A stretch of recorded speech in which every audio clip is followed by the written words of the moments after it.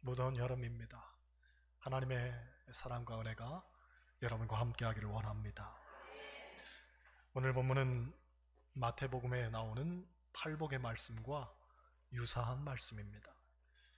그런데 마태복음과는 조금 차이가 있습니다. 그 차이점이 무엇이냐면 화법이 다분히 직설적이라는 거죠. 예를 들어 마태복음에서는 심령이 가난한 자에 대해서 말한다면 누가복음에서는 심령이 아니라 그냥 가난한 자를 말합니다. 또 마태복음에서는 애통하는 자에 대해서 말하지만 누가복음에서는 지금 우는 자를 말합니다. 또 마태복음에서는 의에 줄이고 목마른 자를 말하는 반면 누가복음에서는 그냥 줄인 자를 말합니다. 그러면서 누가복음에서는 화 있을진저 하고 부요한 자들을 책망하는데 그것도 3번씩이나 말하면서 결국은 가난한 자를 돌아보지 않는 부자들을 향해 비판을 합니다. 여러분, 부자가 나쁜 건 아닙니다. 하지만 부자가 부자로서의 역할을 제대로 감당하지 못한다면 그 부자는 책망받을 사람이 되는 거죠.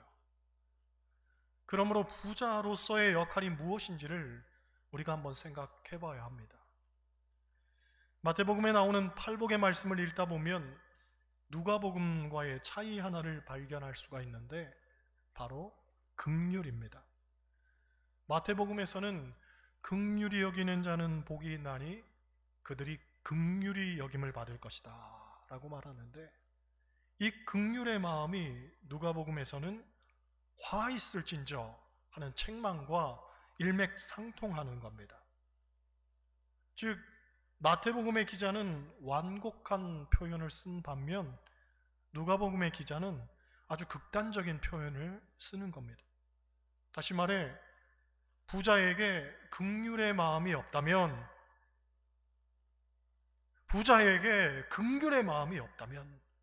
그 사람은 하나님께 책망받을 수밖에 없다는 거죠. 그러면 긍휼이란 무엇인가? 긍휼은 쉽게 말해 불쌍히 여기는 마음입니다. 따뜻한 마음이죠. 헬라어로는 엘레몬이라고 하는데 몸의 내장, 창자를 말합니다. 곧 긍휼이란 창자가 뒤틀리는 듯한 마음으로 사랑을 표현하는 것을 말합니다. 또 긍휼이란 말 히브리어로는 어머니의 자궁이란 뜻을 갖고 있는데 이것이 의미하는 바는 우리가 긍휼히 여길 때 생명의 회복이 일어난다는 거죠. 곧 불쌍히 여기는 마음이 있으면 그 안에 생명의 역사가 나타나고 진정한 삶의 변화가 일어난다는 겁니다. 사실 당시 유대인들에게는 긍휼히 여긴다는 개념이 아주 희박했다고 합니다. 왜냐하면 그 시대를 관통하는 보편적 개념은 눈은 눈으로, 이는 이로 갚는 것이었기 때문입니다. 게다가 예수님 당시에 이스라엘은 로마의 강력한 통치를 받고 있을 때였습니다. 여러분, 로마는 특별히 힘을 숭배하는 철학을 갖고 세워진 나라였습니다. 그래서 로마인들은 힘을 중시하고 무력과 용기를 존중했습니다. 반면 긍휼과 자비는 경멸했다고 하죠. 그렇기 때문에 당시 사회에서는 철저한 힘의 논리가 모든 것을 좌우했습니다. 이를테면 노예는 주인에게 의해서 무참히 살해되었고 여인과 아이들은 인권이 무시된 채 살았습니다. 만약 아버지가 아들을 원했는데 부인이 딸을 낳으면 그 딸은 얼마든지 죽일 수도 있었고 또 그렇게 하는 것이 용기 있는 사람의 모습으로 존경받기도 했습니다. 때문에 로마의 철인들은 긍휼을 가리켜 영혼의 질병이라고 불렀습니다. 긍휼은 용기 없고 나약한 자의 변명일 뿐이라는 거죠. 이런 시대상 속에서 예수님께서 긍휼에 대해서 말씀하시는 거죠. 즉 모두가 긍휼을 영혼의 질병이라고 생각하는 그때에 예수님께서는 긍휼에 대한 사고를 완전히 뒤집어 엎으시는 겁니다. 그러면 성경이 말하는 긍휼은 무엇일까요? 크게 세 가지로 생각해 볼 수가 있습니다. 첫째, 긍휼은 사랑과 은혜의 또 다른 말입니다. 보통 긍휼은 사랑에 비해서 소극적인 의미로 여겨지기도 합니다. 왜냐하면 사랑은 감정뿐만 아니라 행동까지도 다 포함이 되는 반면 긍휼은 불쌍히 여기는 감정만으로 한정시키기 때문입니다. 그런데 사실 긍휼은 사랑이 전제되지 않고서는 불가능한 일입니다. 즉 긍휼의 동기가 사랑에 있고 또 사랑도 긍휼에서 출발하기 때문에 긍휼은 사실상 사랑의 동의어라고 할 수가 있습니다. 둘째, 긍휼은 하나님의 성품입니다. 시편 86편을 보면 주는 긍휼히 여기시며 은혜를 베푸시며 노하기를 더디하시며 인자와 진실이 풍성하신 하나님이라고 했습니다. 즉 하나님은 긍휼히 여기는 성품을 갖고 계신 분이라는 거죠. 게다가 이 하나님의 긍휼은 십자가에서 가장 잘 나타났습니다. 자기를 향해 십자가에 못 박으며 야유와 조소를 퍼붓는 사람들을 향해 주님께서는 아버지여 저들을 용서하여 주옵소서, 저들은 자기의 하는 것을 알지 못함이니이다 하고 말씀하셨죠. 죽는 그 순간까지도 완전한 긍휼의 표본을 우리에게 보여주신 겁니다. 셋째, 그런 면에서 긍휼은 그리스도인이 입어야 하는 옷입니다. 골로새서 12장을 보면 그러므로 너희가 하나님의 택하신 거룩하고 사랑하신 자처럼 긍휼과 자비와 겸손과 온유와 오래 참음을 옷 입고 하는 말씀이 있죠. 즉 긍휼은 우리의 삶 속에서 그리스도인으로 살아가는데 반드시 필요한 덕목이라는 겁니다. 그러면 우리가 어떻게 긍휼을 베풀 수 있을까요? 첫째, 받는 자의 입장을 이해하고 베풀어야 합니다. 여러분, 아무리 좋은 것이라도 상대방의 입장을 헤아리지 못하면 오히려 그것으로 상대방에게 상처를 주고 모욕감을 줄 수도 있고 괴로움을 끼칠 수도 있습니다. 일례로 불쌍히 여기는 것도 두 가지 종류가 있다고 합니다. 하나는 동정입니다. 동정. 이것은 일방적으로 불쌍히 여기는 거죠. 받는 이의 기분과는 전혀 상관없이 베푸는 자가 갖는 감정입니다. 그런데 이 동정이 좋은 것이긴 하지만 자칫 다른 사람에게 상처를 줄 가능성도 있습니다. 그래서 불쌍히 여길 때 우리가 정말 품어야 하는 감정은 동정이 아니라 공감이죠. 공감. 공감이라는 건 그 사람의 입장에 서서 그 사람의 마음을 한번 헤아려 보는 겁니다. 제대로 된 긍휼은 동정이 아니라 공감이죠. 그리고 공감이 되면 사람들에게 감동을 주게 됩니다. 여러분, 예수님께서 이 땅에 오심에 대해 성경은 뭐라고 말하냐면 높고 높은 하늘 보좌를 버리고 낮고 낮은 곳으로 오셔서 사람과 같이 되셨다고 말합니다. 바로 이것이 공감입니다. 높은 곳에서 낮은 우리를 보신 게 아니라 높은 곳을 버리고 낮은 곳으로 오셨다는 거죠. 불쌍히 여긴다고 떡 하나 던져주는 것이 아니라 그 사람 입장에 한번 서보는 거예요. 그게 진정한 긍휼입니다.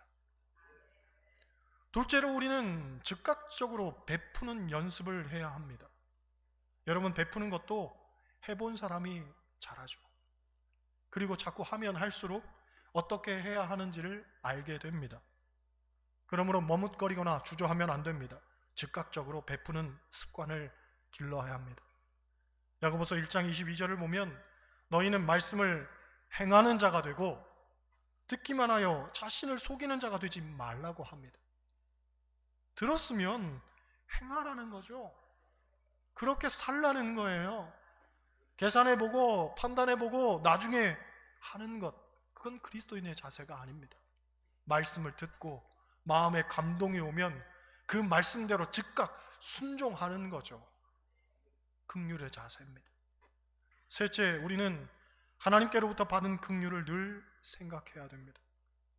요한일서 3장 16절을 보면 이런 말씀이 있죠. 그가 우리를 위하여 목숨을 버리셨으니 우리가 이로써 사랑을 알고 우리도 형제들을 위하여 목숨을 버리는 것이 마땅하도다. 여러분, 아무리 계산적인 사람이라도 인지상정이라는 게 있습니다. 곧 내가 받은 게 많으면 절대로 가만히 있을 수가 없는 거죠.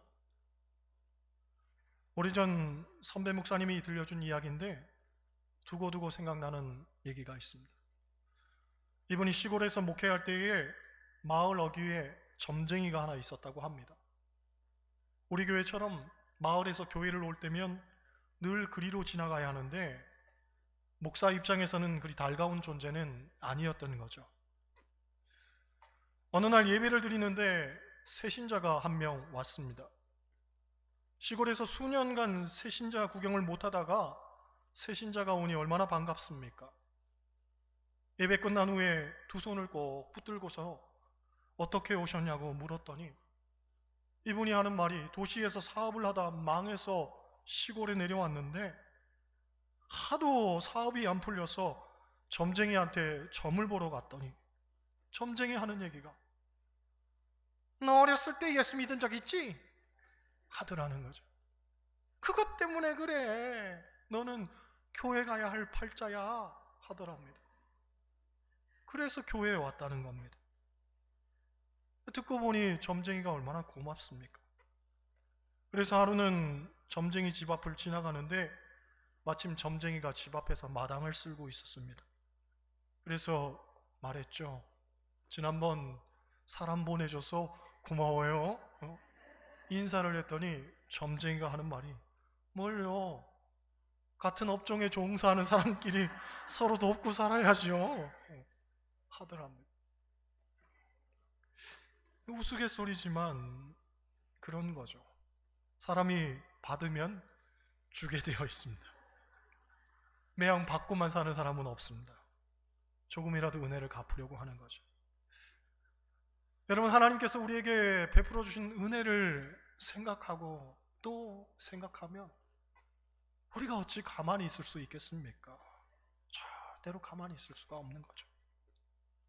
그러므로 늘 내 삶에 역사하신 하나님의 은혜, 하나님의 긍휼을 생각해 보아야 됩니다. 팔복의 말씀을 보면 긍휼히 여기는 자가 복이 있다고 합니다. 그것은 긍휼히 여김을 받게 되는 복이죠. 우린 이걸 세 가지 차원으로 생각해 볼 수 있습니다. 첫째로 긍휼히 여기는 자는 하나님의 긍휼을 입게 됩니다. 여러분, 하나님은 긍휼히 여긴 자를 기뻐하시고 그에게 또한 긍휼을 베푸시는 줄 믿습니다. 물론 그것이 내가 베푼 긍휼 때문에 우리가 구원받는 걸 의미하는 건 아닙니다. 구원은 오직 하나님의 은혜로 말미암아 받는 거죠. 그런데 분명히 생각해 봐야 될 게 있습니다. 긍휼이 구원받는 조건은 아니지만 구원에 상당한 참작이 될 뿐더러 분명한 건 구원받지 못할 이유는 된다는 거예요. 구원받는 이유는 아니지만 구원받지 못할 이유는 된다. 왜? 야고보서 2장 13절을 보면 이런 말씀이 있기 때문입니다. 긍휼을 행하지 아니하는 자에게는 긍휼 없는 심판이 있으리라. 긍휼은 심판을 이기고 자랑하느니라. 그렇습니다. 하나님의 은혜를 입으려면 사람들을 선대하고 가난한 자들을 불쌍히 여기고 우리가 긍휼을 베풀어야 한다는 거죠. 긍휼이 없는 사람에게는 하나님의 긍휼도 없다는 걸 우리는 명심해야 됩니다. 둘째로 긍휼히 여기는 자는 사람들에게도 긍휼히 여김을 입게 됩니다. 성경을 보면 사람이 무엇으로 심든지 그대로 거두리라고 했습니다. 무엇을 심든지 그대로 거두리라. 그렇다면 우리가 긍휼을 심을 때에 무엇을 거두겠습니까?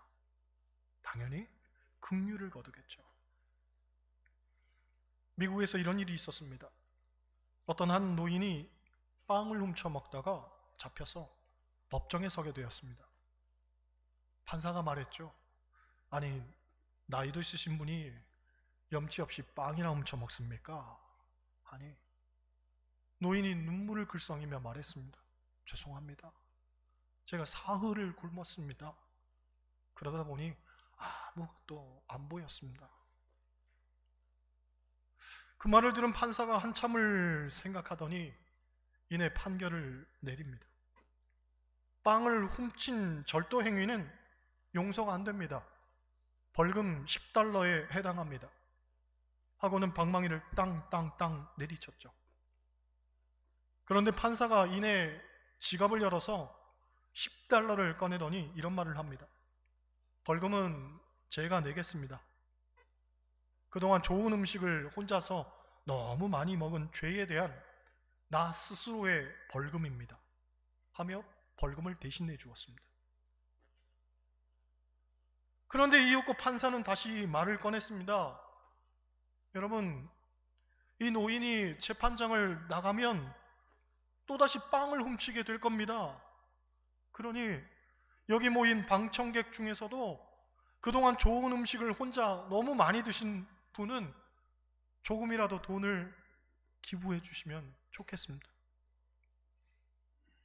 판사의 말에 감동을 받은 사람들이 기쁨으로 모금에 동참했고 노인이 빵을 훔치지 않아도 될 만큼의 큰 액수가 모였다고 합니다.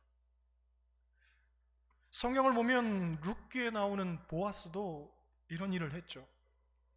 그 역시 맛있는 음식을 많이 먹은 죄에 대한 벌금을 스스로에게 부과했던 것 같습니다. 이방 여인 룻이 이삭을 줍고자 자신의 밭으로 왔을 때 추수하는 일꾼들에게 부탁을 해서 그녀가 지나가는 길목마다 일부러 곡식을 조금씩 흘리라고 말하죠. 생각해보면 보아스가 룻을 불러다가 곡식을 직접 줄 수도 있었습니다. 하지만 그는 그렇게 하지 않았죠. 왜? 그건 동정이니까. 그 동정이 룻의 마음에 기쁨을 줄 수도 있었지만 혹은 모멸을 줄 수도 있었단 말이죠. 그러니 동정하지 않습니다.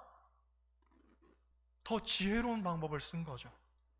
일부러 이삭을 흘려서 룻이 그걸 스스로 죽게 했고 그녀의 자존심에 상처를 입히지 않는 방법을 택한 겁니다. 그랬더니 결국 그가 흘려보낸 긍휼이 나중에는 자신을 향한 복으로 거두게 되었던 거죠.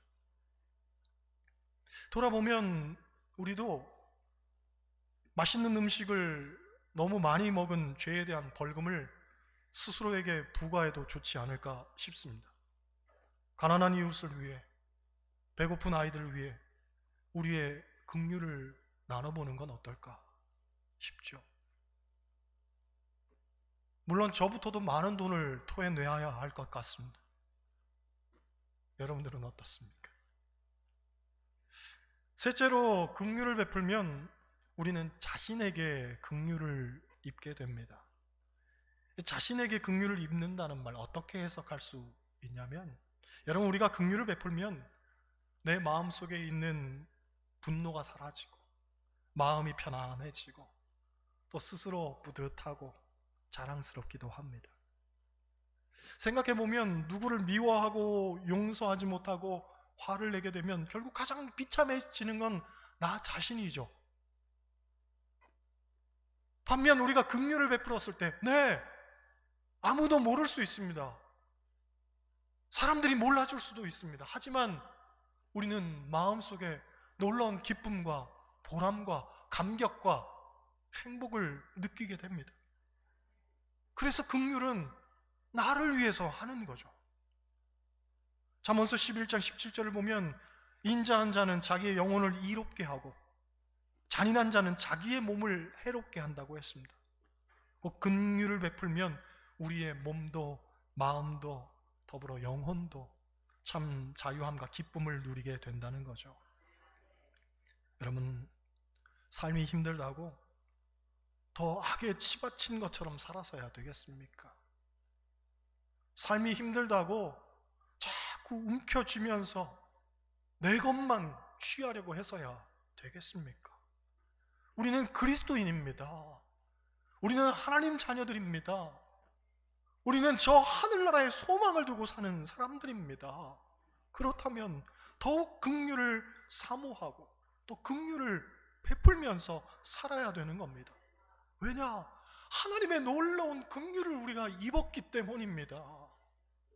그 하나님의 긍휼을 생각하며 하나님의 긍휼이 내 삶과 또 여러분 모두의 발걸음 위에 넘치게 임하게 되고 우리도 긍휼의 옷을 입고 더욱 긍휼을 베풀며 살게 되기를 주님의 이름으로 간절히 축원합니다.